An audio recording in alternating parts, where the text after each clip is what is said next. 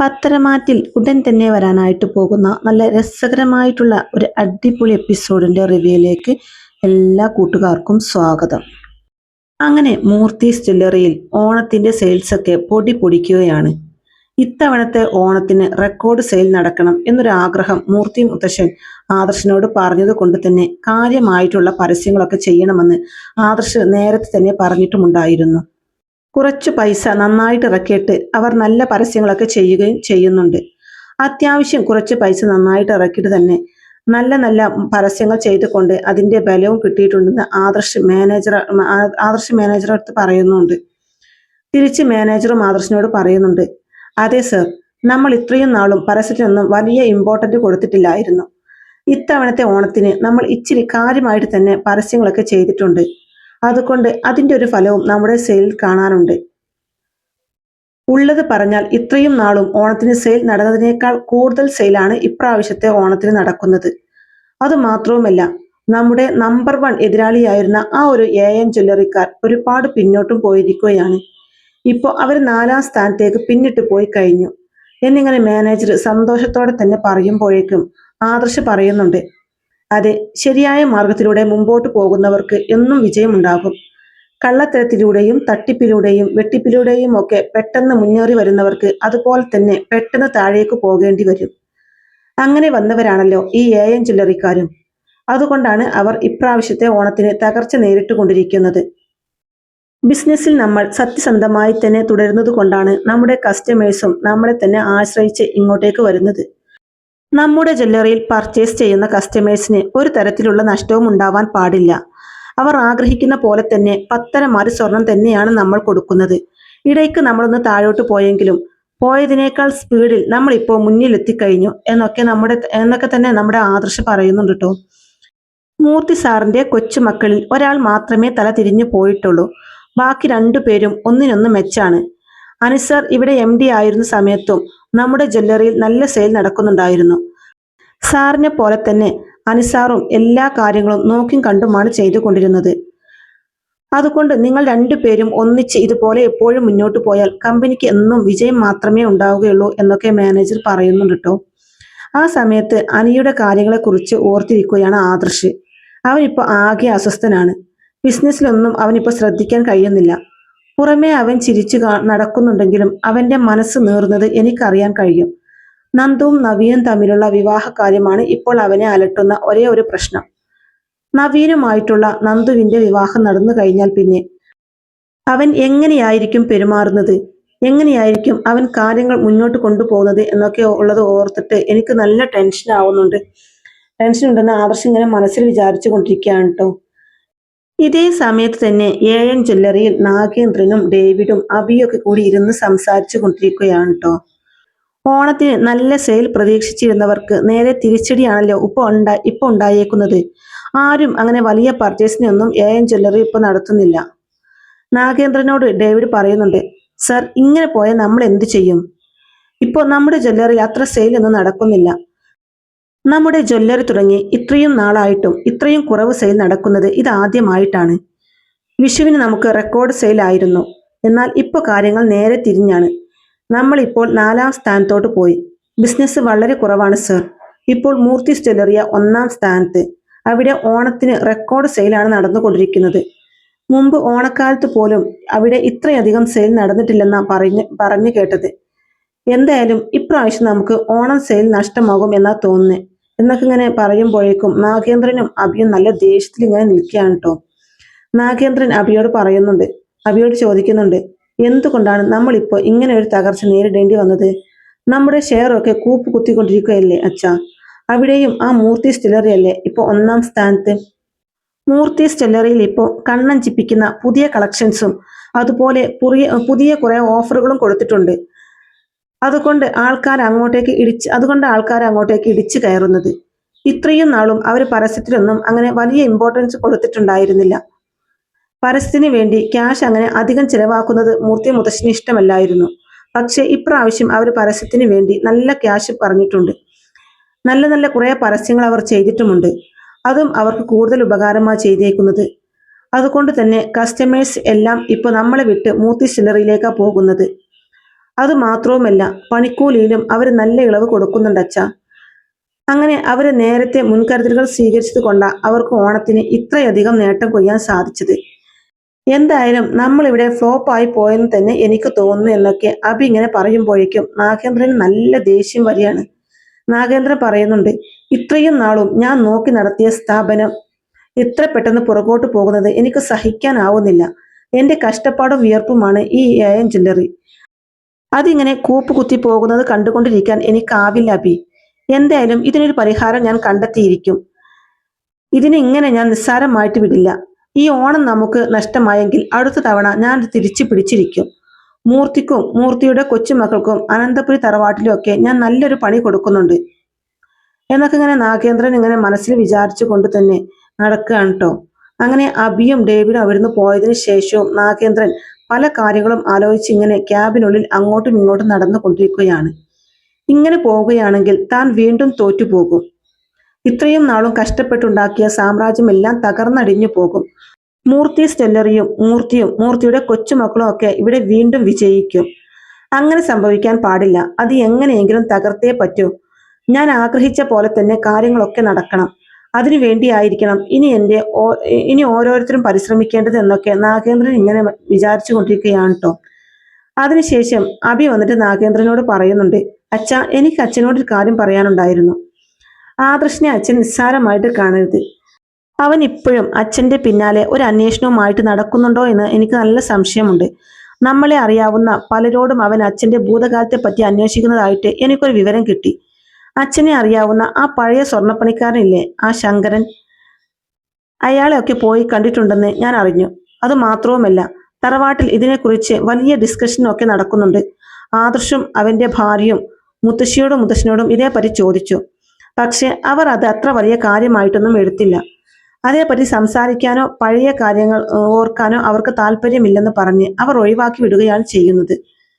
എന്നിട്ടും ഇവര് പല തവണ അമ്മാവനോടും അമ്മായിയോടും ഒക്കെ ചോദിക്കുന്നത് ഞാൻ കേട്ടായിരുന്നു. അമ്മയ്ക്കും അച്ഛനും അന്ന് എന്താണ് സംഭവിച്ചതെന്നോ നിങ്ങൾ തമ്മിൽ എന്ത് പ്രശ്നമാണ് സംഭവിച്ചത് എന്നൊന്നും എനിക്ക് ഇപ്പോഴും അറിയില്ല അച്ഛാ. എന്തായാലും ഒരു കാര്യം സൂക്ഷിക്കുന്നത് നല്ലതാ. ആദർശ് ഇപ്പോഴും അച്ഛന്റെ പിന്നാലെ തന്നെ ഉണ്ട്. അച്ഛന്റെ ഭൂതകാലം ചെകഞ്ഞെടുത്തുകൊണ്ടിരിക്കുകയാ അവൻ. അച്ഛനറിയാമല്ലോ, അവൻ ഒരു കാര്യത്തിന് വേണ്ടി ഇറങ്ങി തിരിച്ചിട്ടുണ്ടെങ്കിൽ അതിന്റെ ഫലം കാണാതെ അവൻ അടങ്ങിയിരിക്കില്ല. അപ്പൊ നാഗേന്ദ്രൻ പറയുന്നുണ്ട്, അതെ, നീ പറഞ്ഞതൊക്കെ ശരി തന്നെയാണ്. ആദർശ് എന്നെക്കുറിച്ച് അന്വേഷിക്കുന്നുണ്ട് എന്നുള്ളത് എനിക്കറിയാം. പക്ഷെ എനിക്ക് മനസ്സിലാകാത്തത് അവൻ എന്തിനാണ് എന്റെ ഭൂതകാലം അന്വേഷിച്ച് നടക്കുന്നത്. ഞാൻ അവന്റെയും അവന്റെ മുത്തശ്ശന്റെയും ഒക്കെ ശത്രുവാണ് എന്നുള്ളത് അവൻ അറിയാവുന്ന കാര്യമല്ലേ. പിന്നെയും അവൻ എന്തിനാണ് പഴയ കാര്യങ്ങളെക്കുറിച്ചൊക്കെ അന്വേഷിച്ച് പുറപ്പെട്ടിരിക്കുന്നത് എന്ന് എനിക്ക് മനസ്സിലാവുന്നില്ല മോനെ. അച്ഛൻ ജ്വല്ലറിയിൽ ഒരു തിരിമറി നടത്തിയതിന്റെ പേരിലാണ് അച്ഛനെ തറവാട്ടിൽ നിന്നും എല്ലാവരും പുറത്താക്കിയത് എന്നല്ലേ എല്ലാവരോടും പറഞ്ഞത്. പക്ഷെ ജ്വല്ലറിയിൽ അങ്ങനെ ഒരു തിരിമറി നടത്തിയതിന്റെ പേരിൽ മാത്രം അച്ഛനെ മുത്തശ്ശൻ പുറത്താക്കില്ല എന്നുള്ളത് ആദർശിന് നന്നായിട്ട് അറിയാം. അതുകൊണ്ട് തന്നെയാണ് അതിന്റെ പിന്നിൽ മറ്റെന്തോ കാരണം ഉണ്ടെന്ന് ആദർശ് ഉറപ്പിച്ചു പറയുന്നത്. ജ്വല്ലറിയിൽ തിരിമറി നടത്തിയതിന്റെ പേരിൽ ജ്വല്ലറിയിൽ നിന്നല്ലേ പുറത്താക്കുകയുള്ളൂ. പക്ഷെ തറവാട്ടിൽ നിന്ന് അച്ഛനെ പുറത്താക്കിയതിന്റെ പിന്നിൽ എന്തോ ഒരു രഹസ്യം ഒളിഞ്ഞു കിടപ്പുണ്ടെന്ന് അവനറിയാം. അത് കണ്ടുപിടിക്കുമെന്നുള്ള വാശിയിലാണ് ആദർശ് അന്വേഷണവുമായിട്ട് മുന്നോട്ട് പോകുന്നത്. എനിക്ക് അങ്ങനെയാ മനസ്സിലായത് എന്നിങ്ങനെ അഭി പറയുമ്പോഴേക്കും നാഗേന്ദ്രൻ പറയുന്നുണ്ട്, അങ്ങനെ ആകാനേ വഴിയുള്ളൂ. അല്ലാതെ ഇതിന്റെ പിന്നിൽ നടന്നിട്ട് അവനെന്ത് കിട്ടാനാ? അവൻ സംശയിക്കുന്നത് ശരിയാണ്. എന്നെ പോലെ തന്നെ നീയും ജ്വല്ലറിയിലെ തിരിമറികളൊക്കെ നടത്തി. പക്ഷെ നിന്നെ ജ്വല്ലറിയിൽ നിന്ന് പുറത്താക്കിയതല്ലേ ഉള്ളൂ. നിന്നെ തറവാട്ടിൽ നിന്ന് മൂർത്തി പുറത്താക്കിയിട്ടില്ല. ആ ഒരു നിലപാട് സ്വീകരിക്കുന്ന മൂർത്തി എന്തുകൊണ്ടാണ് എന്നെ തറവാട്ടിൽ നിന്ന് പുറത്താക്കിയത് എന്നുള്ളതാണല്ലോ അവന്റെ സംശയം. അവന്റെ സംശയം ശരിയാണ്. അവനിപ്പോ സത്യത്തിന് അടുത്തേക്ക് എത്തിക്കൊണ്ടിരിക്കുകയാണ്. എന്തായാലും മൂർത്തിയോ വസുന്ധരാമയോ അല്ലെങ്കിൽ ജലജിയോ ജാനകിയോ അജയനോ അങ്ങനെ ആരും തന്നെ ഈ സത്യങ്ങളൊന്നും തന്നെ ആദർശനോട് പറയാൻ പോകുന്നില്ല. ആ സത്യങ്ങൾ എന്നേക്കുമായി മറച്ചു വെക്കാൻ മാത്രമേ അവർ നോക്കുകയുള്ളൂ. എന്തായാലും ആ രഹസ്യം കണ്ടെത്താനാണല്ലോ ആദർശം ഇറങ്ങി തിരിച്ചിരിക്കുന്നത്. അവന് ഞാൻ തന്നെ ആ രഹസ്യങ്ങളൊക്കെ വെളിപ്പെടുത്തി കൊടുക്കാം. ഇത്രയും നാളും ഞാൻ എൻ്റെ മനസ്സിൽ കാത്തു സൂക്ഷിച്ചു വെച്ചിരുന്ന ഒരു രഹസ്യമുണ്ട്. ആ രഹസ്യം ഇനി പുറത്തു പറയാനുള്ള സമയമായി എന്നാ എനിക്ക് തോന്നുന്നത്. എന്നെ തകർക്കാൻ നോക്കുന്നവർക്ക് ഒരു തിരിച്ചടി ഞാനും കൊടുക്കണമല്ലോ. ഇത്രയും കാലം എല്ലാവരും ഉണ്ടായിട്ടും ഒരു അനാഥനെ പോലെ ജീവിച്ചവനാണ് ഞാൻ. ഇപ്പോഴാണ് എനിക്ക് എൻ്റെ മക്കളെ തന്നെ തിരിച്ചു കിട്ടിയത്. ഇനി എൻ്റെ മക്കളെ എന്നിൽ നിന്ന് അകറ്റാൻ നോക്കുന്നവരെ ഞാൻ അങ്ങനെ വെറുതെ വിടാൻ ഉദ്ദേശിക്കുന്നില്ല. എന്തായാലും ഈ രഹസ്യം എല്ലാവരുടെ മുമ്പിൽ വെളിപ്പെടുത്തിയിട്ടേ കാര്യമുള്ളൂ. ഇനിയും എൻ്റെ ജീവിതം ഇങ്ങനെ നശിപ്പിക്കാൻ ഞാൻ ആരെയും സമ്മതിക്കില്ല എന്ന് പറയുന്നുണ്ട് നാഗേന്ദ്രൻ. അങ്ങനെ നാഗേന്ദ്രൻ ഈ കാര്യങ്ങളൊക്കെ പറയുന്ന സമയത്ത് അഭി ചോദിക്കുന്നുണ്ട്, അപ്പോൾ ശരിക്കും അച്ഛനെ തറവാട്ടിൽ നിന്ന് മുത്തശ്ശൻ പുറത്താക്കിയത് ജ്വല്ലറിയിലെ തിരിമറിയുടെ പേരിലല്ലേ? അതിന്റെ പിന്നിൽ വേറെയും രഹസ്യങ്ങളുണ്ടോ? ശരിക്കും അന്ന് എന്താണ് സംഭവിച്ചത്? അച്ഛന്റെ മനസ്സിൽ എന്ത് രഹസ്യമുള്ളത് അത് എന്നോട് കൂടി പറയച്ച, ഞാനും കൂടെ അറിഞ്ഞിരിക്കാൻ വേണ്ടിയിട്ടാ എന്നിങ്ങനെ നമ്മുടെ അഭി ചോദിക്കുമ്പോഴേക്കും നാഗേന്ദ്രൻ പറയുന്നുണ്ട്, ഇല്ല, അത് നിന്നോട് പറയാനുള്ള സമയമായിട്ടില്ല. സമയമാകുമ്പോൾ അത് ഞാൻ തന്നെ എല്ലാവരുടെ മുമ്പിലും വെളിപ്പെടുത്തിക്കൊള്ളാം എന്നൊക്കെ പറഞ്ഞ് അത് അഭിയോട് പോലും പറയാൻ കൂട്ടാക്കുന്നില്ല കേട്ടോ നാഗേന്ദ്രൻ. അങ്ങനെ പിന്നീട് നാഗേന്ദ്രൻ ഡേവിഡിനോട് പറയുന്നുണ്ട്, നീ ആദർശിനെ വിളിക്കണം. ആദർശിനെ വിളിച്ച് ഒരു മീറ്റിംഗ് അറേഞ്ച് ചെയ്യണം. എനിക്ക് ആദർശിനോട് കുറച്ച് കാര്യങ്ങൾ സംസാരിക്കാനുണ്ട്. ആദർശ് ഇപ്പോൾ എൻ്റെ ഭൂതകാലത്തെ പറ്റിയാണ് അന്വേഷിച്ചു കൊണ്ടിരിക്കുന്നത്. അന്ന് തറവാട്ടിൽ നടന്ന സംഭവങ്ങൾ എന്തൊക്കെയാണെന്നുള്ളത് അറിയാൻ അവൻ പല മാർഗങ്ങളും നോക്കുന്നുണ്ട്. പക്ഷെ അവന്റെ മുന്നിലേക്ക് ഒരു വഴിയും തെളിഞ്ഞു കിട്ടുന്നില്ല. എന്നെ തകർക്കാൻ നോക്കുന്നവർക്ക് ഒരു തിരിച്ചടി കൊടുക്കണമല്ലോ. അതുകൊണ്ട് ആദർശ് അറിയാൻ ആഗ്രഹിക്കുന്ന കാര്യങ്ങൾ ഞാൻ തന്നെ അവനോട് പറഞ്ഞു കൊടുക്കാം. അവൻ അറിയാൻ ആഗ്രഹിക്കുന്ന കാര്യങ്ങളെല്ലാം അവന് പറഞ്ഞു കൊടുത്തുകൊണ്ട് തന്നെ അവന്റെ തറവാട്ടിൽ അവനൊരു ശുദ്ധി കലർച്ച നടത്തട്ടെ എന്നൊക്കെ ഇങ്ങനെ നമ്മുടെ നാഗേന്ദ്രൻ ഡേവിഡിനോട് പറയുന്നത് പ്രകാരം തന്നെ ഡേവിഡ് ആദർശിനെ വിളിച്ചിട്ട് ഇതുപോലൊരു മീറ്റിങ്ങിന്റെ കാര്യമൊക്കെ പറഞ്ഞ് ആദർശും ഡേവിഡും നാഗേന്ദ്രനും കൂടി ഒരു കൂടിക്കാഴ്ച നടത്താൻ തീരുമാനിക്കുകയാണ്. ആദർശ് ഒറ്റ കണ്ടീഷൻ മാത്രമേ അവരോട് പറയുന്നുള്ളൂ. AN ജ്വല്ലറിയിലോട്ട് വന്ന് കൂടിക്കാഴ്ച നടത്തേണ്ട കാര്യമൊന്നും എനിക്കില്ല. ഏതെങ്കിലും ഒരു പബ്ലിക് പ്ലേസിലാകാം, ഇല്ലെങ്കിൽ നിങ്ങൾക്ക് ഇങ്ങോട്ടേക്ക് വരാം. ഏതെങ്കിലും ഒരു ഹോട്ടലിലോ അല്ലെങ്കിൽ ഏതെങ്കിലും പബ്ലിക് പ്ലേസിലോ വെച്ച് മീറ്റിംഗ് നടത്താമെന്നാണ് ആദർശ് പറയുന്നത് കേട്ടോ. അങ്ങനെ നാഗേന്ദ്രനും ഡേവിഡും ആദർശും കൂടി ഒരു ബീച്ചിന്റെ സൈഡിൽ തന്നെ കൂടിക്കാഴ്ച നടത്തുകയാണ്. ആദർശ് അങ്ങോട്ടേക്ക് വരുമ്പോഴേക്കും തന്നെ നാഗേന്ദ്രൻ പല കാര്യങ്ങളും ആദർശിനെ ചൊടിപ്പിക്കാനായിട്ട് പറയുന്നുണ്ട്. മുത്തശ്ശനും മുത്തശ്ശിയും ജലജയും ഉൾപ്പെടെ തറവാട്ടിലുള്ളവരൊക്കെ തന്നോട് കാണിച്ച അപമര്യാദയും തന്നെ മാനസികമായിട്ടും ശാരീരികമായിട്ടും തന്നെ ഉപദ്രവിച്ച കഥകളും എല്ലാം നമ്മുടെ നാഗേന്ദ്രൻ പറയുന്നുണ്ട്. അപ്പൊ ആദർശം പറയുന്നുണ്ട്, അതെനിക്ക് മനസ്സിലായി. അന്നൊരു തെറ്റിദ്ധാരണയുടെ പുറത്താണ് എല്ലാവരും നിങ്ങളെ ഉപദ്രവിക്കുകയും നിങ്ങളെ തറവാട്ടിൽ നിന്ന് പുറത്താക്കുകയും ഒക്കെ ചെയ്തത്. ആ ഒരു നെക്ലേസ് നിങ്ങൾ തിരിമറി നടത്തിയതിന്റെ പേരിലാണല്ലോ മുത്തശ്ശൻ അന്ന് നിങ്ങളെ ജ്വല്ലറിയിൽ നിന്ന് പുറത്താക്കിയത്. അതിന്റെ പിന്നിൽ ജലജയുടെ കൈകളാണെന്നും ആ നെക്ലേസ് അവിടുന്ന് മാറ്റി അതിനു പകരം ഒരു ഡ്യൂപ്ലിക്കേറ്റ് നെക്ലേസ് ആണ് അവിടെ വെച്ചതെന്നൊക്കെ എനിക്ക് മനസ്സിലായി കഴിഞ്ഞു. അന്ന് അതിന്റെ പേരിൽ മുത്തശ്ശൻ നിങ്ങളെ ജ്വല്ലറിയിൽ നിന്നും പുറത്താക്കി. എന്നാൽ നിങ്ങളുടെ മകൻ അഭി ഉണ്ടല്ലോ, നിങ്ങളുടെ തനി പകർപ്പാണ്. അവനും ഇതേ തിരിമറികളൊക്കെയാണ് ജ്വല്ലറിയിൽ ഉണ്ടായിരുന്നപ്പോൾ ചെയ്തുകൊണ്ടിരുന്നത്. കള്ളക്കടത്ത് സ്വർണം വരെ അവൻ ലേബൽ മാറ്റി മൂർത്തി ജ്വല്ലറി വഴി വിറ്റിട്ടുണ്ട്. അങ്ങനെ പല സംഭവങ്ങളും നിങ്ങളുടെ മകൻ അഭി ചെയ്തിട്ടുണ്ട്. അതിന്റെ പേരിൽ കേസാവുകയും അവനെ അറസ്റ്റ് ചെയ്ത് പോലീസ് ജയിലിലാക്കുകയും ചെയ്തു. അവൻ കാരണം ജ്വല്ലറിക്ക് ഒരുപാട് മാനക്കേടുകൾ ഉണ്ടായിട്ടുണ്ട്, ഒരുപാട് നഷ്ടം ഉണ്ടായിട്ടുണ്ട്. ജ്വല്ലറിയുടെ ക്രെഡിബിലിറ്റിയെ പോലും അത് ബാധിച്ചു. എന്നിട്ട് പോലും മുത്തശ്ശൻ അവനെ തറവാട്ടിൽ നിന്നും പുറത്താക്കിയില്ല. അങ്ങനെയുള്ള മുത്തശ്ശൻ നിങ്ങളുടെ കാര്യത്തിൽ മാത്രം എന്തിനാണ് ജ്വല്ലറിയിൽ നിന്നും അതുപോലെ തറവാട്ടിൽ നിന്നും പുറത്താക്കിയത് എന്ന് എനിക്ക് മനസ്സിലാകുന്നില്ല. ഇത്രയും നിസ്സാരമായ ഒരു തെറ്റിന് മുത്തശ്ശൻ ഇത്രയും വലിയൊരു ശിക്ഷ നിങ്ങൾക്ക് നൽകേണ്ട കാര്യമില്ലല്ലോ. അതുകൊണ്ട് അതിന്റെ പിന്നിലെ രഹസ്യം അറിയാനാണ് ഞാൻ ഇപ്പോൾ നിങ്ങളെ ഇങ്ങോട്ടേക്ക് വിളിച്ചുകൊണ്ട് വരുത്തിയിരിക്കുന്നത് എന്നൊക്കെ പറയുമ്പോഴേക്കും നാഗേന്ദ്രനും പറയുന്നുണ്ട്, അതെ, ആദ്യം ഞാൻ നിന്നോട് പറയാൻ വേണ്ടിയിട്ട് തന്നെയാ ഞാൻ നിന്നെ കാണണം എന്ന് പറഞ്ഞത്. നീ ആ കാരണം അന്വേഷിച്ച് നടക്കാന്നുള്ളതൊക്കെ എനിക്ക് മനസ്സിലായി ആദർശേ. എന്റെ ഭാഗത്തും എന്തോ ഒരു ശരിയുണ്ടെന്നുള്ളത് നിനക്ക് മനസ്സിലായി. അങ്ങനെ തോന്നിയത് കൊണ്ടാണല്ലോ നീ അതേപറ്റി കൂടുതൽ അന്വേഷിക്കാനുള്ള ഈ വ്യഗ്രത കാണിക്കുന്നത്. എന്തായാലും ഈ സത്യങ്ങൾ അറിയാനുള്ള സമയമാണെന്ന് എനിക്കിപ്പോൾ തോന്നുന്നുണ്ട് എന്നിങ്ങനെ പറയുമ്പോഴേക്കും തന്നെ ആദർശ് പറയുന്നുണ്ട്, നിങ്ങളുടെ ന്യായീകരണം കേൾക്കാനല്ല ഞാൻ ഇങ്ങോട്ടേക്ക് വന്നത്. ഞാൻ അറിയാൻ പാടില്ല എന്ന് വിചാരിക്കുന്ന ചില കാര്യങ്ങൾ ഇതിനകത്ത് നടന്നിട്ടുണ്ട്. അതാണ് എനിക്കറിയേണ്ടത്. അല്ലാതെ നിങ്ങളുടെ സ്വഭാവം നല്ലതാണെന്നോ നിങ്ങൾ ചെയ്യുന്ന പ്രവൃത്തി നല്ലതാണെന്നോ എന്നും പറയാനായിട്ടല്ല ഞാൻ ഇങ്ങോട്ടേക്ക് വന്നത്. നിങ്ങൾ തെറ്റായ വഴിക്ക് തന്നെയാണ് ഇപ്പോഴും നിങ്ങളുടെ സ്ഥാപനങ്ങളൊക്കെ മുന്നോട്ട് പോയിക്കൊണ്ടിരിക്കുന്നത്. അവിടെ കള്ളക്കടത്ത് സ്വർണവും ഡ്യൂപ്ലിക്കേറ്റ് ഡയമണ്ട്സും ഒക്കെ ഒരുപാട് വരുന്നുണ്ടെന്നും നിങ്ങൾ അതൊക്കെ ഇല്ലീഗലായിട്ട് മാർക്കറ്റ് ചെയ്യുന്നുണ്ടെന്നൊക്കെ എന്നുള്ളത് ഞങ്ങൾക്കറിയാം. എന്നാലും അതൊന്നുമല്ല ഇപ്പൊ എന്റെ വിഷയം. ഞാൻ പറഞ്ഞല്ലോ, എനിക്കറിയേണ്ടത് ഇത്ര മാത്രമാണ്. അന്ന് തറവാട്ടിൽ എന്താണ് സംഭവിച്ചത്? നിങ്ങളെ തറവാട്ടിൽ നിന്ന് മുത്തശ്ശൻ പുറത്താക്കിയത് എന്തിനാണ്? എനിക്കത് മാത്രം അറിഞ്ഞാൽ മതി എന്ന് ആദർശ് പറയുമ്പോഴേക്കും അപ്പൊ നാഗേന്ദ്രൻ പറയുന്നുണ്ട്, ആദർശെ, ഞാൻ പറയാൻ വരുന്നതും അത് തന്നെയാണ്. നിനക്കറിയാത്ത, നിന്നോട് ആരും ഇതുവരെ പറയാൻ ആഗ്രഹിക്കാത്ത ഒരു രഹസ്യം ഇപ്പോഴും ആ തറവാട്ടിൽ മറഞ്ഞിരിപ്പുണ്ട്. അത് നിന്റെ അമ്മക്കോ നിന്റെ അച്ഛനോ പോലും ചിലപ്പോൾ അറിയില്ലായിരിക്കും.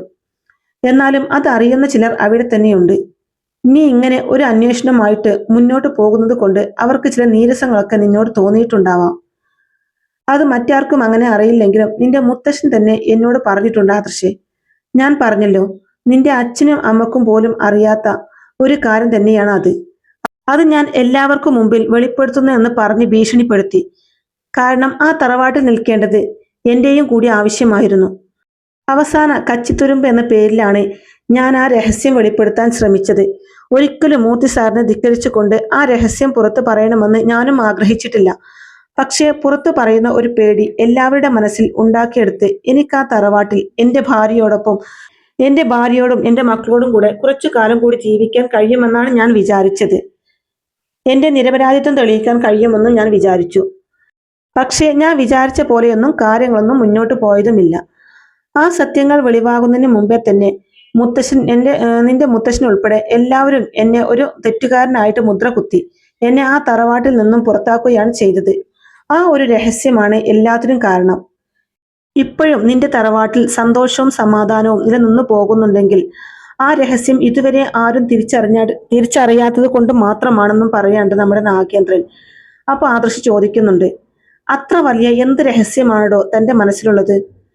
ഇത്രയും നാളും ഞാൻ അറിയാതെ എല്ലാവരും അത് മനസ്സിൽ സൂക്ഷിച്ചിട്ടുണ്ടെങ്കിൽ അതിന്റെ പിന്നിൽ അത്രത്തോളം വലിയൊരു കാരണം ഉണ്ടായിരിക്കുമല്ലോ. എന്തായാലും ഇപ്പോ ഞാൻ ആ രഹസ്യം അറിയാൻ ഒരുപാട് ആഗ്രഹിക്കുന്നുണ്ട്. അത് നിങ്ങൾ തന്നെ പറയുകയാണെങ്കിലും എനിക്കൊരു കുഴപ്പവുമില്ല എന്ന് ആദർശ് പറയുമ്പോഴേക്കും നാഗേന്ദ്രൻ പറയുന്നുണ്ട്, അതെ അതെ, ജലജ ഒരു അനാഥയാണെന്നുള്ള കാര്യം നിനക്കറിയാമല്ലോ. നിന്റെ മുത്തശ്ശനും മുത്തശ്ശിയും കൂടി തന്നെയാണ് ജലജയെ ഒരു മകളെ പോലെ ഏറ്റെടുത്ത് വളർത്തിയത്. പക്ഷേ ആ ഒരു വേർതിരിവ് ഒരിക്കലും അവളോട് അവർ ഇതുവരെ കാണിച്ചിട്ടുമില്ല. സ്വന്തം മകളെ പോലെ തന്നെയാണ് അവളെ സ്നേഹിക്കുകയും പരിപാലിക്കുകയും വളർത്തി വലുതാക്കുകയും ഒക്കെ ചെയ്തത്. അനന്തപുരിയുടെ എല്ലാ സൗഭാഗ്യങ്ങളും അവർ എല്ലാ മക്കൾക്കും ഒരേപോലെ തന്നെയാണ് നൽകിയതും. ജയനും അജയനും കൊടുക്കുന്ന അതേ സ്ഥാനം തന്നെയാണ് അവർ ജലജക്കും കൊടുത്തത്. എന്തിന്? ഒരു പടി മുന്നിൽ അവർ ജലജയെ സ്നേഹിച്ചെങ്കിലേ ഉള്ളൂ. എങ്കിലും എല്ലാം കൈയടക്കാനുള്ള ഒരു ആർത്തിയായിരുന്നു ജലജയുടെ മനസ്സിൽ.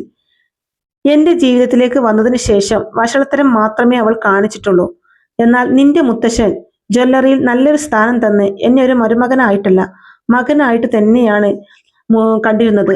ആ സമയത്ത് എന്നോട് നിന്റെ മുത്തശ്ശൻ കാണിക്കുന്ന സ്നേഹം കണ്ടിട്ട് സഹിക്കാനാവാതെയാണ് ജലജിയും ജാനകിയും അജയന് കൂടി ഇങ്ങനെ ഒരു ചതി എന്നോട് ചെയ്തത്. ജ്വല്ലറിയിലെ അല്ലറ ചില്ലറ തിരിമറികളൊക്കെ അവർ നേരത്തെ തന്നെ നടത്തുന്നുണ്ടായിരുന്നു. അതിന് കാരണം വേറൊന്നുമല്ല, ദേവയാനിയും അത്യാവശ്യം സാമ്പത്തിക കുടുംബത്തിലെ തന്നെ ആളാണല്ലോ. അതുകൊണ്ട് തന്നെ ദേവയാനിയുടെ ആ ഒരു ലെവലിലേക്ക് തന്നെ ജാനകിയും ജലജിയും എത്തണമെന്ന് ആഗ്രഹിച്ചു. അതിനുവേണ്ടി അവർ ജയനെ സോപ്പിട്ട് കയ്യിലെടുത്ത് ജ്വല്ലറിയിൽ പല തിരിമറികളും നടത്തി. ജ്വല്ലറിയിൽ ഒരുപാട് തിരിമറികളൊക്കെ നടത്തി അവർ കുറേയധികം സ്വർണങ്ങളൊക്കെ അടിച്ചു മാറ്റി. ജ്വല്ലറിയുടെ മേൽനോട്ടം മുഴുവൻ നിന്റെ മുത്തശ്ശൻ എന്റെ കയ്യിൽ ഏൽപ്പിക്കുന്ന സമയത്ത് ഞാൻ ഈ കണക്കുകളെല്ലാം നോക്കി. ഇതിലെ ക്രമക്കേടുകളെല്ലാം തന്നെ ഞാൻ കണ്ടെത്തി. അജയനെയും ജാനകിയെയും ജലജയെ വിളിച്ചു വരുത്തി ഇതൊക്കെ ഞാൻ ചോദ്യം ചെയ്തു. ഇതൊക്കെ അച്ഛനെ ഇപ്പോൾ തന്നെ ഞാൻ അറിയിക്കുമെന്ന് അവരെ ഭീഷണിപ്പെടുത്തി. ജ്വല്ലറിയിൽ നിന്ന് മോഷ്ടിച്ചു കൊണ്ടുപോയ സ്വർണങ്ങളെല്ലാം തിരികെ കൊണ്ടുവരണമെന്ന് ഞാൻ അവരോട് ആവശ്യപ്പെട്ടു. പക്ഷേ അവർ അതൊന്നും തന്നെ അനുസരിക്കാൻ കൂട്ടാക്കിയില്ല. അതിനു പകരം എന്റെ ഭാര്യയായിരുന്ന ജലജയെ കൊണ്ട് തന്നെ ജാനകിയും അജയനും ഓരോന്നൊക്കെ പറഞ്ഞ് ഞാനും ജലജയും തമ്മിൽ ചില സ്വരച്ചേർച്ചകളൊക്കെ ഉണ്ടാകാൻ തുടങ്ങി. അവരുടെ ഇഷ്ടത്തിനനുസരിച്ച് ഞാൻ കൂട്ടുനിൽക്കില്ല എന്നുള്ളത് മനസ്സിലായപ്പോഴേക്കും അവർ എനിക്കെതിരെ തിരിയുകയായിരുന്നു. എന്നെ ആ ജ്വല്ലറിയിൽ നിന്ന് പുറത്താക്കിയത് കൊണ്ട് മാത്രം അവരുടെ കള്ളത്തരങ്ങൾ മൂടപ്പെടില്ലല്ലോ. അതുകൊണ്ട് തന്നെയാണ് എന്നെ ആ തറവാട്ടിൽ നിന്ന് തന്നെ പുറത്താക്കാനായിട്ട് അവർ 3 പേരും ഒറ്റക്കെട്ടായി നിന്നത്. അതിനുവേണ്ടി ജലജ മനഃപൂർവ്വം എന്നിൽ ഓരോ കുറ്റങ്ങൾ ആരോപിക്കുകയായിരുന്നു. മറ്റൊരു സ്ത്രീയുമായി എനിക്ക് ബന്ധമുണ്ടെന്നുള്ള ആരോപണം വരെ ഉയർത്തി ജലജ എന്നെ കിടത്താനാണ് ശ്രമിച്ചത്. പക്ഷെ എനിക്കെതിരെ ഇവർ ഇങ്ങനെയുള്ള പദ്ധതികളൊക്കെ ആസൂത്രണം ചെയ്യുന്നുണ്ടായിരുന്നു എന്നുള്ളത് എനിക്ക് ഒരുപാട് വൈകിയാണ് ഞാൻ അറിഞ്ഞത്. അത് ചോദ്യം ചെയ്യപ്പെടുന്ന സാഹചര്യങ്ങളിൽ എനിക്ക് അവരുടെ മുമ്പിൽ പിടിച്ചു നിൽക്കാനായില്ല. എല്ലാ തെളിവുകളും എനിക്കെതിരെയായിരുന്നു. ഞാൻ പറയുന്നതൊന്നും ആരും വിശ്വസിക്കാനും കൂട്ടാക്കിയില്ല. അങ്ങനെ ജാനകിയും ജലജയും അജയനും കൂടിയാണ് ഈ തിരിമറിക്കെല്ലാം പിന്നിൽ പ്രവർത്തിച്ചിരുന്നത്. തറവാട്ടിൽ എല്ലാവരുടെയും മുമ്പിൽ എന്നെ അപമാനിച്ച് അവിടെ നിന്ന് ഇറക്കി വിട്ടില്ലേ? ആ ഒരു ദേഷ്യമായിരുന്നു എൻ്റെ മനസ്സിൽ മുഴുവൻ. പിന്നീട് പല തവണ സത്യങ്ങളെല്ലാം തുറന്നു പറയാൻ ഞാൻ ശ്രമിച്ചെങ്കിലും എൻ്റെ മഹത്വം കേൾക്കാൻ പോലും ആരും കൂട്ടാക്കിയില്ല. പകരം എന്നെ ആ പരിസരത്ത് പോലും അടുപ്പിക്കാൻ അവരെ ആരും കൂട്ടാക്കിയില്ല. എൻ്റെ മക്കളെ പോലും കാണാൻ എന്നെ അനുവദിച്ചില്ല. അങ്ങനെയാണ് എനിക്ക് അവരോട് ശത്രുതയും ദേഷ്യവും തോന്നി തുടങ്ങിയത്. പിന്നീട് അങ്ങോട്ടേക്കെല്ലാം നേടിയെടുക്കാനുള്ള ഒരു മനസ്സ് മാത്രമേ എനിക്കുണ്ടായിരുന്നുള്ളൂ. അതിനിടയിൽ പല ചതികളും തട്ടിപ്പുകളും വെട്ടിപ്പും ഒക്കെ ഞാൻ നടത്തിയിട്ടുണ്ട്. നല്ലവനായി ജീവിച്ചിരുന്ന സമയത്ത് ആട്ടും തോപ്പും പരിഹാസവും കേട്ടല്ലേ ഞാൻ അവിടെ ജീവിച്ചു പോന്നത്. അതുകൊണ്ട് തന്നെയാണ് എനിക്ക് അവളോടും അനന്തപുരിക്കാരോടും നിന്റെ മുത്തശ്ശനോടുമൊക്കെ ഇത്രയധികം ദേഷ്യം തോന്നിയതും ഇത്രയധികം വൈരാഗ്യം ഞാൻ മനസ്സിൽ കൊണ്ട് നടക്കുന്നത് ഒക്കെ ഉള്ളത്. നാഗേന്ദ്രൻ പറയുന്നുണ്ട് കേട്ടോ. ഒരു കാര്യം നീ ഓർത്തോ ആദർശേ, ഇന്ന് നല്ല പിള്ളയായി നിന്റെ മുമ്പിൽ നടക്കുന്ന നിന്റെ ഇളയച്ചനും ഇളയമ്മയും നിന്റെ അപ്പച്ചിയും ഒന്നും അത്ര നല്ലവരൊന്നുമല്ല. അവര് 3 പേരും പണ്ട് ചെയ്ത തെറ്റുകളുടെയും തിരിമറികളുടെയും ഫലമൊക്കെയാണ് ഞാൻ അനുഭവിച്ചത്. പക്ഷേ ഇപ്പോഴും അവർ സത്യം മനസ്സിലാക്കിയിട്ടുണ്ടോ ഇല്ലയോ എന്നൊന്നും എനിക്കറിയില്ല. എന്തായാലും എന്നെ ഒരു പെണ്ണ് കേസിൽ കൊടുക്കാനാണ് അവർ നോക്കിയത്. ആദർശ് ഇതെല്ലാം കേട്ട് അമ്പരന്നിങ്ങനെ നിൽക്കുകയാണ് കേട്ടോ. അപ്പച്ചി അതല്ല അതിന്റെ അപ്പുറവും ചെയ്യും എന്നുള്ളത് ആദർശിനറിയാം. എന്നാലും ഇളയമ്മയും ഇളയച്ചനും ഇങ്ങനെ ഒരു ചതി ചെയ്യുമെന്ന് ആദർശ് ഒട്ടും തന്നെ വിചാരിച്ചില്ല. ഇപ്പോഴും ആ സത്യം അംഗീകരിക്കാൻ കഴിയാതെ ആദർശ് ഇങ്ങനെ പകച്ചു നിൽക്കുകയാണ്. അപ്പൊ നാഗേന്ദ്രൻ പറയുന്നുണ്ട്, ഇപ്പോഴും ഞാൻ പറയുന്നത് നിനക്ക് വിശ്വസിക്കാൻ കഴിയില്ല എന്നുണ്ടെങ്കിൽ നീ തന്നെ നിന്റെ മുത്തശ്ശനോടും മുത്തശ്ശിയോടും അതുപോലെ ഇളയമ്മയോടും ഇളയച്ചനോടും ഒക്കെ ഈ കാര്യത്തെക്കുറിച്ച് ചോദിച്ചു നോക്ക്. അവർക്കും അതിനൊന്നും ഒരു മറുപടി ഉണ്ടാവില്ല. പകരം എന്നെ കുറെ കുറ്റപ്പെടുത്താനായിരിക്കും അവർ നോക്കുന്നത്. ഞാൻ പറയുന്നതൊക്കെ കള്ളമാണെന്ന് വേണമെങ്കിൽ ചിലപ്പോൾ അവർ തട്ടിവിട്ടേക്കാം. നിന്റെ മുമ്പിൽ പിടിച്ചു നിൽക്കാനും നല്ലവനാണെന്ന് തെളിയിക്കാനും വേണ്ടി ഞാൻ പറഞ്ഞു വിടുന്ന ഓരോ കള്ളത്തരങ്ങൾ ആണെന്നായിരിക്കും അവർ വേണമെങ്കിൽ നിന്നോട് പറയുക. ഇതിപ്പോ ഞാനല്ലാതെ വേറെ ആരും പറഞ്ഞു നീ അറിയാൻ പോകുന്നില്ല. അതുകൊണ്ട് തന്നെ നീ നിന്റെ ഇളയമ്മയും ഇളയച്ചനെയും ഒക്കെ നിർത്തി ഈ കാര്യത്തെക്കുറിച്ച് ചോദിച്ചു നോക്ക്. അപ്പോൾ അവരുടെ മുഖത്തുണ്ടാകുന്ന ഭാവവ്യത്യാസം കാണുമ്പോൾ തന്നെ നിനക്ക് മനസ്സിലാകും ആരാണ് അവിടെ തെറ്റ് ചെയ്തതെന്നും ആരാണ് ചതിച്ചതെന്നും. അപ്പോൾ ആദർശം മനസ്സിൽ വിചാരിക്കുന്നുണ്ട്, ശരിയാ, ഞാൻ അതേപ്പറ്റി സംസാരിക്കുമ്പോഴും ഇളയമ്മയും ഇളയച്ചനും ഒന്നും അത്ര നല്ല രസത്തിലല്ല എന്നോട് സംസാരിക്കുന്നത്. നാഗേന്ദ്രനെ കുറിച്ചുള്ള കാര്യങ്ങൾ ചോദിക്കുന്ന സമയത്തും ഇളയച്ചനും ഇളയമ്മയും എന്തോ മുറുക്കുന്നുണ്ടെന്നുള്ള നേരത്തെ തന്നെ എനിക്ക് സംശയം ഉണ്ടായിരുന്ന കാര്യമാണ്. അതുപോലെ തന്നെ നന്ദുവും മണിയും തമ്മിലുള്ള വിവാഹത്തിന്റെ കാര്യം പറയുമ്പോഴും ഇപ്പോൾ നേരത്തെയുള്ള അത്ര ഉത്സാഹമൊന്നും കാണിക്കാറുമില്ല. ചിലപ്പോൾ ഇയാൾ പറയുന്നതിനും എന്തെങ്കിലുമൊക്കെ കാര്യങ്ങൾ ഉണ്ടാകുമോ? ഇനിയിപ്പോ ഇളയച്ചനും ഇളയമ്മയും അപ്പച്ചനും കൂടെ ചേർന്നാണോ ഈ ചതിയൊക്കെ ചെയ്തത്? ഇതിന്റെ പിന്നിൽ ഇത്രയും വലിയ രഹസ്യം ഉണ്ടായിരിക്കുമോ എന്ന് ഞാൻ ഒരിക്കലും വിചാരിച്ചതല്ല. അതും ഇളയച്ചനും ഇളയമ്മയും ഇങ്ങനെ ഒരു ചതി ചെയ്യുമെന്ന് എനിക്ക് ഇപ്പോഴും അംഗീകരിക്കാൻ കഴിയുന്നില്ല എന്നൊക്കെ ആദർശ് ഇങ്ങനെ മനസ്സിൽ വിചാരിക്കുകയാണ്. എന്താ ആദർശെ ഇങ്ങനെ ആലോചിക്കുന്നേ എന്നിങ്ങനെ നാഗേന്ദ്രൻ ചോദിക്കുമ്പോഴേക്കും ആദർശ് പറയുന്നുണ്ട്, ഇതെനിക്ക് അങ്ങോട്ടേക്ക് വിശ്വസിക്കാനാവുന്നില്ല. എന്തെങ്കിലും തെളിവില്ലാതെ എങ്ങനെ ഈ കാര്യങ്ങളൊക്കെ വിശ്വസിക്കാൻ കഴിയും? നിങ്ങൾ വെറുതെ ഇതൊക്കെ പറഞ്ഞുണ്ടാക്കുന്നതാണെങ്കിലോ, കുടുംബക്കാർ തമ്മിൽ വഴക്കുണ്ടാക്കാൻ വേണ്ടിയിട്ടാണെങ്കിലോ നിങ്ങൾ ഇങ്ങനെയൊക്കെ പറയുന്നത്? അതുകൊണ്ട് വ്യക്തമായ തെളിവില്ലാതെ ഇതൊന്നും എനിക്ക് അംഗീകരിക്കാൻ കഴിയില്ലെന്ന് ആദർശ് പറയുന്നുണ്ട്. അപ്പൊ നാഗേന്ദ്രൻ പറയുന്നുണ്ട്, ഇപ്പൊ എന്റെ കയ്യിൽ തെളിവുകളൊന്നുമില്ല. അന്ന് എന്റെ കയ്യിൽ തെളിവുകളൊക്കെ ഉണ്ടായിരുന്നു. അതൊക്കെ നിന്റെ ഇളയച്ചനും ഇളയമ്മയും കൂടെ നശിപ്പിച്ചു. നീ നിന്റെ മുത്തശ്ശനോടും മുത്തശ്ശിയോടും ചോദിച്ചു നോക്കി ഇതേപ്പറ്റി. ഒരിക്കലും അവർക്ക് അത് നിഷേധിക്കാൻ കഴിയില്ല എന്ന് തന്നെ പറയുകയാണ് നാഗേന്ദ്രൻ. പിന്നെ നിന്റെ ഇളയച്ചനോടും ഇളയമ്മയോടും അതുപോലെ നിന്റെ അപ്പച്ചിയോടും ഒക്കെ ചോദിച്ചു നോക്ക്. ജ്വല്ലറിയിൽ വെച്ച് നടന്ന ചില തട്ടിപ്പുകളൊക്കെ രഹസ്യങ്ങൾ എനിക്ക് മനസ്സിലായെന്നും അത് ഉടൻ തന്നെ പുറത്തു കൊണ്ടുവരും എന്നൊക്കെ അവരുടെ മുമ്പിൽ വെച്ചൊന്ന് പറഞ്ഞു നോക്ക്. അപ്പൊ അവരുടെ മുഖത്തുണ്ടാകുന്ന ഭാവവ്യത്യാസം കാണുമ്പോൾ തന്നെ നിനക്ക് മനസ്സിലായിക്കോളും. ഇതിൽ കൂടുതലൊന്നും തന്നെ എന്റെ കയ്യിൽ വേറെ തെളിവുകളൊന്നുമില്ല എന്ന് തന്നെ നാഗേന്ദ്രൻ പറയുന്നുണ്ട് കേട്ടോ. അപ്പൊ ആദർശ് പറയുന്നുണ്ട്, എന്തായാലും ഞാൻ അവിടെ പോയി ഒന്ന് സംസാരിച്ചു നോക്കട്ടെ. ഇക്കാര്യത്തിൽ ഒരു വ്യക്തത എന്തായാലും വേണം. കുറെ നാളായി ഞാൻ ഇതിന്റെ പിന്നാലെ നടക്കാൻ തുടങ്ങിയിട്ട്. ഇതിന്റെ പിന്നിൽ എന്തോ ഒരു രഹസ്യം ഉണ്ടെന്നുള്ളതൊക്കെ എനിക്കറിയാം. പക്ഷെ നിങ്ങൾ പറഞ്ഞതിൽ എന്തെങ്കിലും സത്യം ഉണ്ടെന്നൊക്കെ ഉള്ളത് ഞാൻ അവരോട് കൂടി ഒന്ന് ചോദിച്ചിട്ട് പറയാം എന്നൊക്കെ പറഞ്ഞുകൊണ്ട് തന്നെയാണ് കേട്ടോ ആദർശ് അവിടെ നിന്ന് പോകുന്നതും.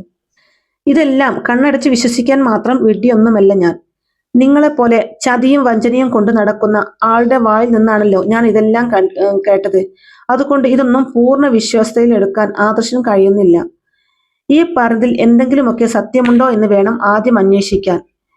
എന്നിട്ട് വേണം അവരോട് പോയി ഈ കാര്യത്തെക്കുറിച്ച് ചോദിക്കാൻ. ഇനിയിപ്പോ ഇയാൾ പറയുന്ന പോലെ ഇതൊക്കെ സത്യമാണെന്നുണ്ടെങ്കിൽ ഉറപ്പായും തെറ്റ് ചെയ്തവർ ശിക്ഷിക്കപ്പെടുക തന്നെ വേണം. നിരപരാധിയായ ഒരാളെ ശിക്ഷിക്കുന്നത് ശരിയല്ലല്ലോ. ഇത്രയും നാളിലെ ജീവിതത്തിൽ തന്നെ അയാൾ അതിന്റെ ശിക്ഷയൊക്കെ അനുഭവിച്ചു കഴിഞ്ഞു. ഇതുപോലൊരു നീതികേട് തറവാട്ടിൽ നടക്കുന്നുണ്ടെങ്കിൽ അതിനെ ചോദ്യം ചെയ്യുക തന്നെ വേണമെന്നൊക്കെ ആദർശ് ഇങ്ങനെ മനസ്സിൽ വിചാരിക്കുന്നുണ്ട് കേട്ടോ. അതിനുശേഷം ആദർശ് മുത്തശ്ശനോട് വന്നിട്ട് ഈ കാര്യങ്ങളൊക്കെ ചോദിക്കുന്നുണ്ട്. അപ്പൊ മുത്തശ്ശൻ പറയുന്നുണ്ട്, ആര് പറഞ്ഞു നിന്നോട് ഈ കള്ളത്തരങ്ങളൊക്കെ? ആരോ എന്തോ വീട്ടുത്തരം പറഞ്ഞു എന്ന് കരുതി അതുമായിട്ട് എന്റെ അടുത്ത് വരികയാണോ ചെയ്യേണ്ടത്? ആദർശ്, നിനക്ക് സാമാന്യ ബോധമില്ലേ? അതൊക്കെ വെറും നുണക്കഥകളാണെന്ന് ചിന്തിക്കാനുള്ള കഴിവ് നിനക്കില്ലേ എന്നൊക്കെ ചോദിച്ച് ആദർശനോട് ദേഷ്യപ്പെടുമ്പോഴേക്കും ആദർശ് പറയുന്നുണ്ട്, മുത്തശ്ശ, ഞാൻ അറിഞ്ഞ കാര്യങ്ങളൊക്കെ സത്യമാണോ എന്നാണ് എനിക്കറിയേണ്ടത്. എന്നോട് പറഞ്ഞത് ആര് വേണമെങ്കിലും ആയിക്കോട്ടെ. എന്നാലും ഞാൻ പറഞ്ഞ കാര്യങ്ങളിൽ എന്തെങ്കിലും സത്യാവസ്ഥ ഉണ്ടെന്നുള്ളതാണ് എനിക്കറിയേണ്ടത്. ഇതിൽ എന്തോ സത്യമുള്ളതായിട്ട് മുത്തശ്ശന്റെ ഭാവവ്യത്യാസത്തിൽ നിന്ന് തന്നെ എനിക്ക് മനസ്സിലാവുന്നുണ്ടെന്ന് പറയാണ് കേട്ടോ ആദർശ്. അപ്പൊ മുത്തശ്ശൻ പറയുന്നുണ്ട്, മോനെ ആദർശേ, ഇതിൽ ചില കാര്യങ്ങളൊക്കെ സത്യം തന്നെയാണ്. അതൊന്നും ഞാൻ നിഷേധിക്കുന്നില്ല. എന്തായാലും നിന്നോട് ഈ സത്യങ്ങളൊക്കെ വെളിപ്പെടുത്തിയ ആള് ഇതെല്ലാം ഇതിന്റെ പിന്നിലെ കുറച്ച് രഹസ്യങ്ങൾ കൂടി നിന്നോട് പറഞ്ഞിട്ടുണ്ടാവണമല്ലോ. നിനക്കറിയാലോ മോനെ, നാഗേന്ദ്രനെ ഞാൻ എന്റെ മോനെ പോലെ തന്നെയാണ് സ്നേഹിച്ചത്. എന്റെ സ്വന്തം മക്കളെക്കാളും കാര്യമായിരുന്നു എനിക്ക് അവന്. ജ്വല്ലറിയിൽ ഞാൻ അവനെ MD സ്ഥാനത്തേക്ക് വരെ ഉയർത്താൻ തീരുമാനിച്ചിരുന്നതാണ്. ആ സമയത്ത് അവനെതിരെ ഇങ്ങനെ ഒരു ആരോപണം ഉണ്ടായത്. നമ്മൾ വിശ്വസ്തയോടെ കണ്ട ഒരാൾ പെട്ടെന്ന് ഒരു ദിവസം നമ്മളെ ചതിച്ചു എന്ന് അറിയുമ്പോൾ സ്വാഭാവികമായിട്ടും നമുക്ക് പെട്ടെന്ന് ദേഷ്യം വരുമല്ലോ. അന്ന് നാഗേന്ദ്രനെ ഞാൻ ഒരുപാട് തെറ്റിദ്ധരിച്ചു. തെറ്റിദ്ധാരണയുടെ പുറത്ത് അയാളെ ഞാൻ ഒരുപാട് ഉപദ്രവിക്കുകയും ആക്ഷേപിക്കുകയും ജോലിയിൽ നിന്ന് പുറത്താക്കുകയും ഒക്കെ ചെയ്തു. അവരുടെ പിന്നിൽ ഈ 3 പേരുടെയും കൈകൾ ഉണ്ടെന്നുള്ളത് എനിക്കറിയില്ലായിരുന്നു. പക്ഷെ പിന്നീട് ഈ സത്യങ്ങളൊക്കെ മനസ്സിലാക്കിയപ്പോൾ ഒരുപാട് വൈകിപ്പോയി. പിന്നീട് അജയനും ജാനകിയും ജലജിയും ഒക്കെ എന്റെ കാൽക്കൽ വീണ് മാപ്പ് അപേക്ഷിച്ചു. അവർക്കൊരു തെറ്റി പറ്റിപ്പോയതാണ്. ആരുടെയും മുന്നിൽ അവരെ നാണം കെടുത്തരുത് എന്ന് പറഞ്ഞ് അവർ ഒരുപാട് എന്നോട് കേണു. ആ സമയത്ത് എനിക്ക് അവരെ തള്ളിക്കളയാൻ തോന്നിയില്ല. ചെയ്തു പോയത് വലിയൊരു തെറ്റാണെന്ന് അവര് തിരിച്ചറിഞ്ഞിട്ടുണ്ടായിരുന്നു. പിന്നീട് ഞാൻ സത്യങ്ങളൊക്കെ മനസ്സിലാക്കിയപ്പോഴേക്കും നാഗേന്ദ്രൻ തെറ്റായ വഴിയിലൂടെയാണ് സഞ്ചരിക്കാൻ തുടങ്ങിയത്. പിന്നീട് അയാളെക്കുറിച്ച് ഒരു വിവരവുമില്ലായിരുന്നു. പിന്നീട് അയാൾ പല കേസുകളിൽ പെട്ട് ജയിലിൽ പോയെന്നും ജയിലിൽ നിന്ന് ഇറങ്ങി അയാൾ നേരെ ദുബായിൽ പോയി എന്നൊക്കെയാണ് ഞാൻ അറിഞ്ഞത്. അങ്ങനെയുള്ള ഒരുത്തനെ കുടുംബത്തിലേക്ക് കയറ്റാൻ എനിക്ക് തോന്നിയില്ല. അപ്പൊ ആദർശ് ചോദിക്കുന്നുണ്ട്, അങ്ങനെ തെറ്റ് ചെയ്തവർ ഇവിടെ സന്തോഷത്തോടെ ജീവിക്കുമ്പോഴും ഒരു തെറ്റും ചെയ്യാതിരുന്ന ആളെ ഇത്രയധികം ശിക്ഷകളൊക്കെ അനുഭവിച്ചില്ലേ മുത്തശ്ശ? ഇതാണോ നമ്മുടെ ഭാഗത്തുണ്ടാകേണ്ട ന്യായം? തെറ്റ് ചെയ്തവരെ തറവാട്ടിൽ എല്ലാവരുടെ മുമ്പിൽ വിളിച്ചു നിർത്തി ചോദ്യം ചെയ്യുകയും അവർക്ക് തക്കതായ ശിക്ഷ നൽകുകയും ചെയ്യണമായിരുന്നു മുത്തശ്ശൻ. അങ്ങനെയല്ലായിരുന്നു ചെയ്യേണ്ടിയിരുന്നത്. പകരം നിരപരാധിയായ ഒരാളെ തറവാട്ടിൽ നിന്ന് തന്നെ പുറത്താക്കിയത് കൊണ്ട് അവർ 3 പേരും ചെയ്ത കള്ളത്തരങ്ങൾ മറച്ചു വെക്കുകയല്ലേ ചെയ്തത്. അതും നമ്മുടെ ജ്വല്ലറിയിൽ അവർ ഒരുപാട് തിരിമറികൾ നടത്തിയിട്ടില്ലായിരുന്നോ? അങ്ങനെയുള്ളപ്പോൾ അവരെ ഈ തറവാട്ടിൽ തന്നെ വായിച്ചത് എന്തിനായിരുന്നു എന്നൊക്കെ ഇങ്ങനെ ചോദിക്കുകയാണ് കേട്ടോ ആദർശ്. അപ്പോഴേക്കും മുത്തശ്ശൻ പറയുന്നുണ്ട്, ജയനെ പോലെ തന്നെ അജയനും എന്റെ മോൻ തന്നെയല്ലേ. അവൻ അങ്ങനെ എന്റെ കാൽക്കൽ വീണു വന്ന് മാപ്പ് അപേക്ഷിക്കുമ്പോൾ അത് കണ്ടില്ലെന്ന് നടിക്കാൻ എനിക്കായില്ല മോനെ. അതുകൊണ്ടാണ് ഞാൻ അന്നൊരു വിട്ടുവീഴ്ച ചെയ്തത്. അതിനുശേഷം അവന്റെ ഭാഗത്ത് നിന്ന് ഇന്ന് വരെ ഒരു തെറ്റും തന്നെ സംഭവിച്ചിട്ടുമില്ല. എന്തായാലും മുത്തശ്ശന്റെ ഭാഗത്ത് നിന്ന് ഇങ്ങനെ ഒരു കാര്യം ഉണ്ടാകുമെന്ന് ഞാൻ ഒരിക്കലും പ്രതീക്ഷിച്ചില്ല. തെറ്റ് ചെയ്ത ആരാണെങ്കിലും അവർക്ക് തക്കതായ ശിക്ഷ കൊടുത്തിരുന്ന ആളാണ് മുത്തശ്ശൻ. മുത്തശ്ശന്റെ ഭാഗത്ത് നിന്ന് തന്നെ ഇങ്ങനെ ഉണ്ടാകുമെന്ന് ഞാൻ ഒരിക്കലും വിചാരിച്ചില്ല മുത്തശ്ശ. അതുകൊണ്ട് ഇക്കാര്യം മറച്ചു വയ്ക്കാൻ എനിക്കാവില്ല. എന്തായാലും ഇപ്പൊ തന്നെ സത്യങ്ങൾ എല്ലാവരുടെ മുമ്പിലും വിളിച്ചു പറയാൻ പോവുകയാണ്. ഇളയച്ചനും ഇളമയും അപ്പച്ചിയും കൂടെ ചെയ്ത ചതിക്ക് നാഗേന്ദ്രൻ എന്തിനാണ് വെറുതെ കുറ്റം പറയുന്നത്? അയാളെ എന്തിനാണ് ഇങ്ങനെ ആക്ഷേപിക്കുന്നത്? അയാളെ ശത്രുവായിട്ട് കാണേണ്ട കാര്യം എന്താണ് എന്നൊക്കെ ചോദിച്ച് നമ്മുടെ ആദർശ് തന്നെ മുത്തശ്ശനെ കുറ്റപ്പെടുത്തി സംസാരിക്കുകയൊക്കെ ചെയ്യുന്നുണ്ട് കേട്ടോ. അങ്ങനെ മുത്തശ്ശന് അതിന് വലിയൊരു തെറ്റായിട്ട് തന്നെ തോന്നുകയാണ്. ഇത്രയും വലിയൊരു ചതി അയാളോട് ചെയ്യാൻ പാടില്ലായിരുന്നു എന്നും സ്വന്തം മക്കളെ സംരക്ഷിക്കാൻ വേണ്ടി ഇങ്ങനെ ഒരു കുറ്റം അയാളെ അടിച്ചേൽപ്പിക്കേണ്ടായിരുന്നു എന്നൊക്കെ മുത്തശ്ശൻ ആ സമയത്ത് ചിന്തിച്ചു പോകുന്നുണ്ട്. അങ്ങനെ പിന്നീട് ആദർശ് നയനയെയും കൂട്ടി എല്ലാവരെയും വിളിച്ചു വരുത്തി ഇളയച്ചനും ഇളയമ്മയും അപ്പച്ചിയും കൂടെ ചെയ്തു പോയ എല്ലാ കാര്യങ്ങളും എല്ലാവരുടെ മുമ്പിലും തുറന്നു പറയുകയാണ്. നാഗേന്ദ്രന്റെ ഭാഗത്ത് തെറ്റുമൊന്നുമില്ലെന്നും അയാൾ ജ്വല്ലറിക്കോ കുടുംബത്തിനോ ദോഷമുണ്ടാക്കുന്ന രീതിയിൽ ഒന്നും തന്നെ ചെയ്തിട്ടില്ല എന്നും അയാളുടെ മേൽ എല്ലാ കുറ്റങ്ങളും അടിച്ചേൽപ്പിക്കുകയായിരുന്നു എന്നൊക്കെ പറയാൻ കേട്ടോ ആദർശ്. അങ്ങനെ അജയന്റെയും ജാനകിയുടെയും ജലജയുടെയും പിന്നിലുണ്ടായിരുന്ന ആ ഒരു വലിയ രഹസ്യം മറനീക്കി പുറത്തു കൊണ്ടുവന്നിരിക്കുകയാണ് ആദർശും നയനയും കൂടി. ആദർശ് ഇങ്ങനെ ഒരു നീക്കവുമായിട്ട് മുന്നോട്ട് പോയത് തറവാട്ടിൽ വലിയൊരു കോലിളക്കം തന്നെ സൃഷ്ടിച്ചിട്ടുണ്ട്. ജലജയുടെയും ജാനകിയുടെയും അജയന്റെയും ഒക്കെ 10 മടങ്ങി എന്ന് തന്നെ വേണം പറയാൻ. അങ്ങനെ ആദർശും നയനയും വലിയൊരു സത്യം തന്നെ പുറത്തു കൊണ്ടുവന്നിരിക്കുകയാണ്. അപ്പോൾ ഇങ്ങനെയൊക്കെയുള്ള നല്ല അടിപൊളി നല്ല ത്രില്ലിംഗ് ആയിട്ടുള്ള എപ്പിസോഡുകളൊക്കെയാണ് കേട്ടോ ഇനി പത്തരമാറ്റ് സീരിയലിൽ വരാനിരിക്കുന്നത്. അപ്പോൾ ഈ റിവ്യൂ ഇഷ്ടമായിട്ടുണ്ടെന്നുണ്ടെങ്കിൽ നമ്മുടെ വീഡിയോ ലൈക്ക് ചെയ്തും ഹൈപ്പ് ചെയ്തും അതുപോലെ തന്നെ ചാനൽ സബ്സ്ക്രൈബ് ചെയ്യാതെയാണ് കാണുന്നതെങ്കിൽ പ്ലീസ് നമ്മുടെ ചാനൽ കൂടി ഒന്ന് സബ്സ്ക്രൈബ് ചെയ്ത് സപ്പോർട്ട് ചെയ്യാനും മറക്കില്ലേ ഫ്രണ്ട്സ്. Thank you.